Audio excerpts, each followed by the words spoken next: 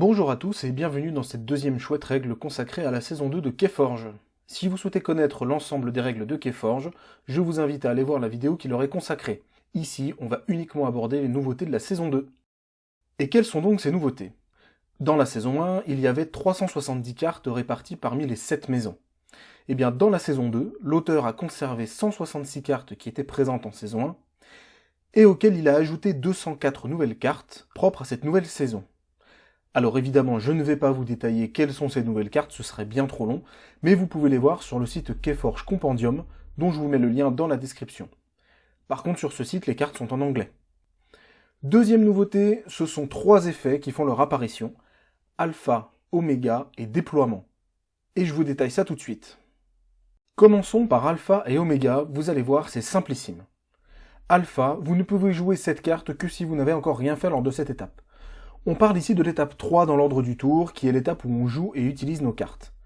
Ça veut dire que lors de cette étape, si vous voulez jouer une carte alpha, ça doit être la première chose que vous faites avant toute autre action.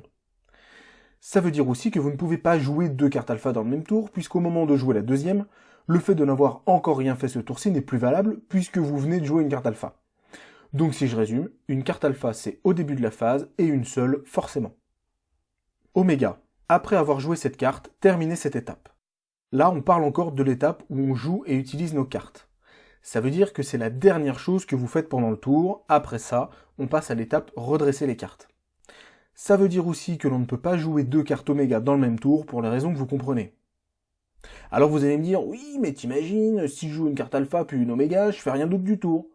Bah oui, si elles sont dans la même maison, c'est exactement ça. Mais vous avez le droit de faire des trucs entre les deux. Après une alpha, vous faites ce que vous voulez, jusqu'à jouer éventuellement une oméga. Mais c'est pas le pire. Imaginez une carte qui serait alpha et oméga. Quoi, ça vous fait rire? Arnaque, chez Ombre, elle est alpha et oméga. Je vous laisse réfléchir. Et oui, vous ne faites que ça pendant votre tour. En même temps, elle a l'effet jouer voler 3 ombres. C'est sympa, non? Dernière nouveauté, le déploiement. Comme vous le savez maintenant, lorsque j'ai des créatures déjà en jeu et que je veux en ajouter une, je dois la mettre sur le flanc gauche ou sur le flanc droit, mais pas entre 2 créatures.